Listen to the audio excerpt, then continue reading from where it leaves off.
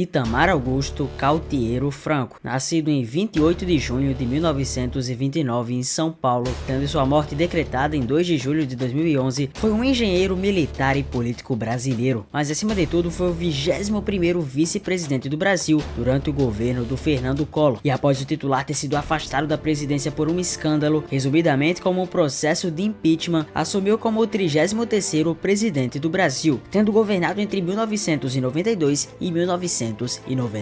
Além da sua passagem como presidente, foi também senador por Minas Gerais por 2 mandatos, governador do estado de Minas e, além de tudo, prefeito do município de Juiz de Fora. Defensor desde sempre do pluripartidarismo e até inclusive tendo influência significativa no movimento Direta Já, o Itamar Franco viu uma possibilidade de fazer parte do governo do então governador de Alagoas, Fernando Collor de Mello, e resolveu se candidatar à presidência da República nas primeiras eleições diretas para esse cargo no país desde o ano de 1960, apresentando-se como opositor radical ao presidente José Sarney e defendendo um programa econômico modernizador e liberal. Collor foi eleito presidente, Itamar Franco vice-presidente da República, tomando posse em 15 de março de 1990. Porém, Fernando Collor tentou aguentar enquanto pôde, pois o desencadeamento de uma sucessão de denúncias de corrupção contra o governo e do início de uma campanha pelo seu impeachment levaram Itamar a acentuar publicamente suas diferenças em relação ao presidente. E foi em 29 de setembro de 1992 que a Câmara dos Deputados decidiu por ampla maioria autorizar a abertura de um processo de impeachment do presidente vigente. Nesse mesmo dia, o Itamar assumiu interinamente a presidência até que o titular fosse julgado. Ao assumir, propôs uma política de entendimento nacional. E foi na renúncia do cargo no dia 29 de dezembro de 1992 que Fernando Collor viu Itamar Franco assumir o poder. O Brasil estava no meio a uma grave crise econômica, com uma inflação crescente, evoluindo de 472% em 1991 para 2.477% em 1993. Itamar Franco exerceu mandato até 1º de janeiro de 1995, quando passou o cargo para seu sucessor. Mediante tantos mandatos até bem mais escandalosos, ainda assim, Itamar Franco teve 4 pedidos de impeachment protocolados, sendo 2 protocolados por agentes sociais não pertencentes ao campo político e 2 deles protocolados por deputados federais. Temos como primeiro o pedido de impeachment à funcionária pública Janesse. A funcionária pública Janesse M. Chawap pediu o impeachment do presidente Itamar Franco, justificando que a destituição de Collor deveria tratar-se não só da queda do Collor, mas da chapa que venceu a eleição presidencial de 1989, levando em consideração crime eleitoral. Janesse argumentou que o primeiro impeachment da história do país foi um desserviço ao Estado Democrático, enquanto não se completasse o expurgo ético. Para a denunciante, o Senado havia transgredido a Constituição ao cometer um atentado magistral contra o regime ao salvar da marginalidade eleitoral indivisa.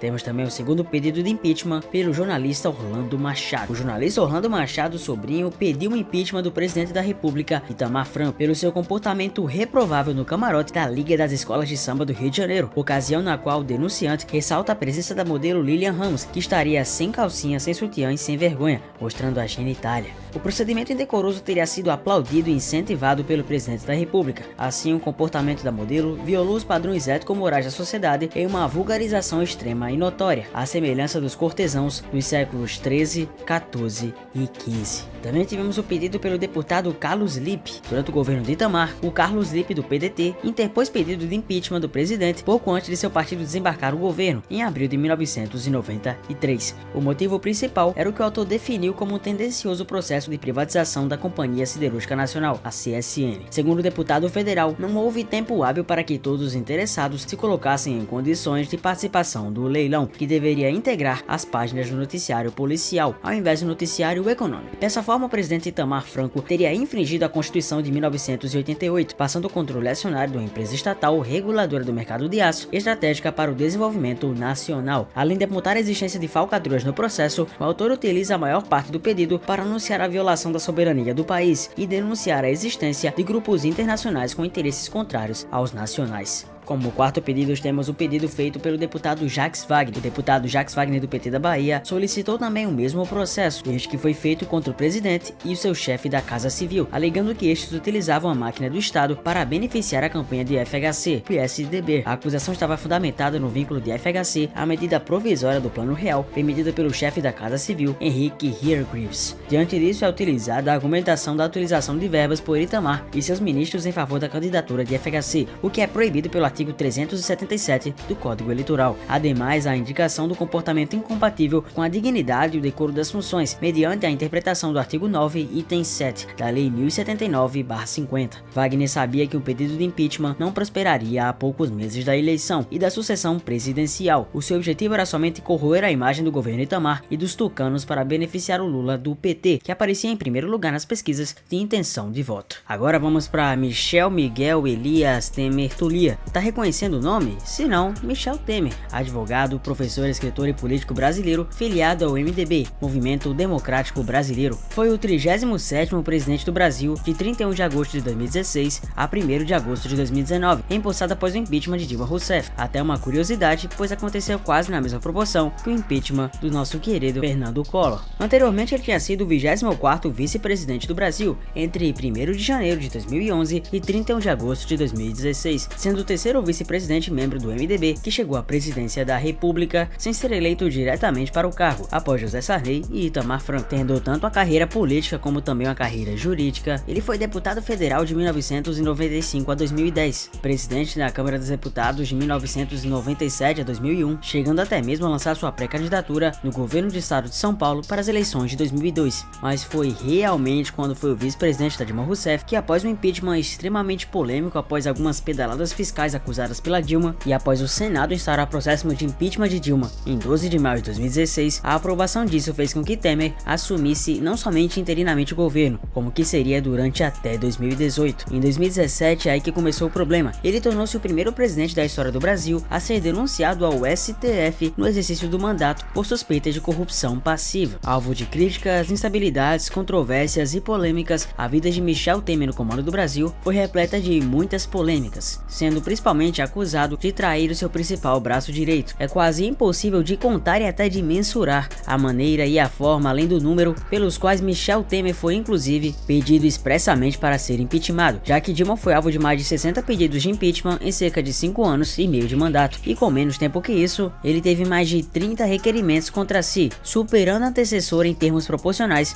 com mais de 17 pedidos de impeachment a cada ano de governo. Como os principais, com toda certeza podemos citar alguns, afinal de contas é impossível citar todos, e um dos pedidos que mais marcaram com toda certeza foi o de Alessandro Molon e a Ordem dos Advogados do Brasil, pois no dia 17 de maio de 2017 foi divulgado o conteúdo da delação premiada de Joesley Batista, dono da JBS. Em uma ligação gravada por Joesley, Temer teria aprovado o pagamento de 5 milhões de reais ao ex-presidente da Câmara, Eduardo Cunha, e ao operador Lúcio Funaro para manter o silêncio do deputado cassado. No mesmo dia, o deputado federal Alessandro Molon protocolou um pedido de impeachment baseado na denúncia de Batista. E outro pedido muito marcante também foi que em novembro de 2016, Marcelo Calheiro denunciou que teria recebido pressão política para atender interesse particular de Gedel Vieira Lima, então ministro titular da Secretaria do Governo do Brasil, para liberar o aumento de gabarito de empreendimento imobiliário em construção na Ladeira da Bahia, em Salvador. O Instituto do Patrimônio Histórico e Artístico Nacional, o IPAM, o qual é vinculado ao Ministério da Cultura, do qual Calheiro é ministro, contestou a decisão de sua seção estadual baiana e impediu andares que interferissem naquela área rodeada de diversos monumentos históricos: o Forte de Santa Maria, Forte de São Diogo, Cemitério dos Ingleses da Bahia e Igreja de Santo Antônio da Barra. Nesse processo, Temer foi acusado de apoiar Gedel em seu pleito ao ter enquadrado o então ministro da Cultura. Tal situação agravou a situação política do governo federal, que acarretou em discursos de oposicionistas no Senado pedindo a renúncia do presidente ainda em 2016, a fim de que o sucessor fosse escolhido pelo voto direto. Lembrando sempre que impeachment ou destituição é um processo político criminal que visa destituir alguém de um cargo governativo em países com modelos de governo ou presidenciais por grave delito ou má conduta no exercício de suas funções.